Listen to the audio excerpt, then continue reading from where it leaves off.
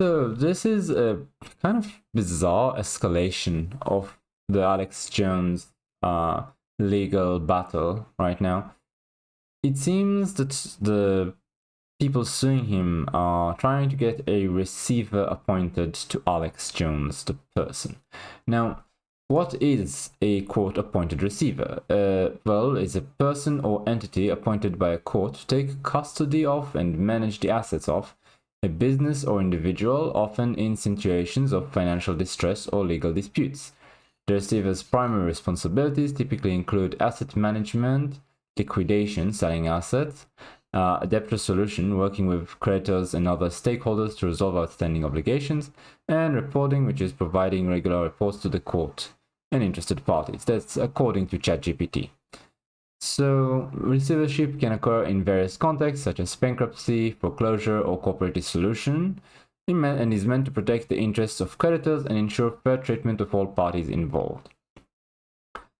So, this is not something new, according to at least ChatGPT. It can be done to a person, but it seems as though the people backing Alex Jones are kind of freaking out about it, claiming that this is essentially them trying to take away anything he ever earns in the future, meaning not just all current assets, but any contract he signs, any company he starts, any money he makes.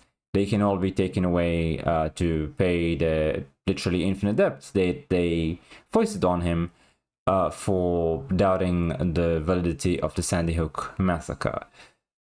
I'm not saying that it's impossible to think that he's guilty of defamation for what he said, but I think that's $1.4 billion. That's a bit much. I don't think it's appropriate, and I don't think it's appropriate to hold it for the rest of his life, because he will literally never pay it. You're basically condemning a man to be penniless for the rest of his life over some words. This is a far harsher punishment than given to the literal, the person who ended the kid that in Sandy Hook. I've seen settlements for big pharma causing widespread horrible damage to people with their products that are far lesser than this. This is kind of insane.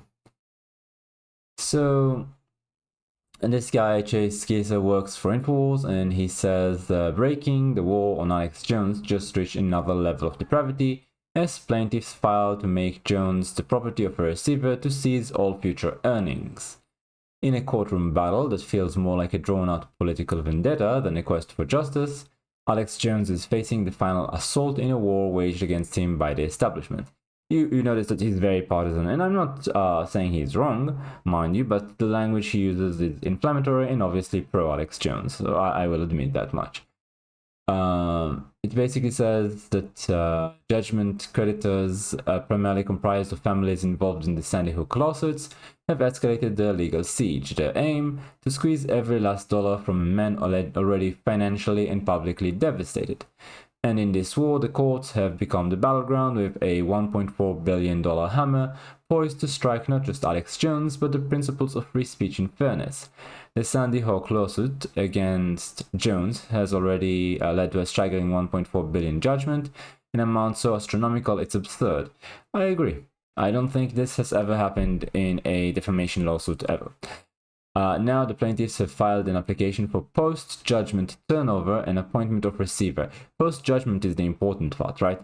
They're talking here about after we take everything the guy has that we can legally take, we'll still appoint a receiver, which means what? This guy's going to manage Alex Jones, his work, his contracts. What the hell is he specifically supposed to do?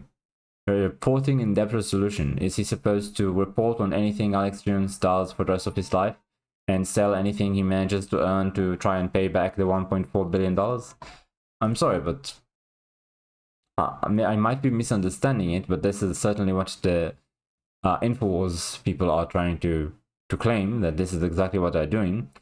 And if it is true, then it is exceedingly egregious. It's something that should not be allowed. I mean, the moment you allow it to happen to one person, then, you know, you've crossed the line and it can happen to anyone. Alex Jones was the first to be banned concurrently from all social media at once, as far as I know. And then it became kind of standard to ban people all over the place. It's kind of like a litmus test. I mean, yeah, he's correct here. 1.4 billion forwards is a number meant to send a chilling message to any other media figures who might dare challenge mainstream narratives. By seeking to appoint a receiver to take control of his assets, they are essentially asking the court to put Jones into permanent financial receivership, making him a slave to the court for the rest of his life. This level of control, seizing everything from post-bankruptcy earnings to any future contracts, is not just legally extreme, it's Orwellian. Think about what this means. They're not only stripping Jones of his current wealth, but also his future livelihood. It doesn't matter what he does going forward, because any income, investments, or business ventures will be subject to seizure. In a free society, should we really be okay with bankrupting someone forever based on controversial opinions, no matter how distasteful? No, I don't agree with such an idea at all. I think distasteful opinions should be protected, so long as you're not inciting for violence. And yes, you might say defamation, except defamation should be specifically limited to, how to put it? It's a damage that you can show that you've incurred. And it has to be damage that the person has caused you. Saying this guy questioned the validity of Sandy Hooks, and because of that, random people off the internet gave you hate mail or harassed you. I mean, if we use that as a standard, then we can say that pretty much the entire mainstream media is guilty, because they have published a lot of lies that cause people to do a lot of crazy stuff.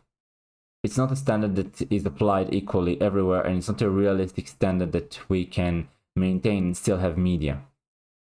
It's just, I think that the entire thing is ridiculous, honestly. So essentially, they're saying that this legal process is being used as a weapon. In 2022, Alex Jones filed for Chapter 11 bankruptcy, a move intended to give him some breathing room from the astronomical judgment hanging over his head. Yet the plaintiff, unsatisfied with mere bankruptcy, pushed until his case was converted to Chapter 7, meaning his assets would be liquidated. Even so, this wasn't enough. The recent filing shows their desire to control anything Jones acquires post-bankruptcy, as if they won't rest until he's penniless and mute. Exactly, this is literally what they are saying in court, incidentally. You have people in court specifically saying that they're not interested in money, they just want him off the air. This is completely against the entire notion of a fair trial. If the purpose of you bringing this to a judge is to destroy a person as opposed to seek justice, then this should be ruled a mistrial. The moment you admit it, it should be ruled a mistrial. You're supposed to go there for a redress of grievances. Your goal should be to get justice, a recompense for the damage caused to you. If instead your goal is specifically to silence the opposition, the person that you are trying to get in trouble legally, then this is no longer a fair trial. It's that simple. And as far as I talked to a lawyer about it, he says that, yeah, you're supposed to rule a mistrial if the purpose of the trial is not to get recompense and redress of grievances, but instead to destroy a person. You're not supposed to say that as a lawyer in court. Now, it might be a little different because, again, we are not in the United States, but I don't think it's different. Don't take it as legal advice, obviously, but it does strike me as exceedingly strange that they can just go, we don't care about the money, we don't care about recompense, just shut this guy up forever. That's exceedingly unusual as far as I've seen. Anyway, this is all just more and more and more of him rehashing it, so I won't bore you with it. But this is from the court filing, essentially saying that they have a hearing on plaintiff judgment creditor's application for post-judgment turnover and appointment of receiver. as to judgment debtor Alexander E. Jones. And essentially they're saying that the court grant this application for turnover, relief, and appointment of a receiver as to judgment debtor Alexander E. Jones application against Alexander E. Jones judgment debtor. So yeah, they literally just want a receivership over him as a person. I mean, I wonder if it's been done before, a post-bankruptcy judgment receivership. Because haven't you already taken everything that you legally could after you bankrupted him? I don't know. I think this is kind of as far as it can go legally, right? Apart from this, what can they demand to shut him up? Just put him in jail forever? Death penalty?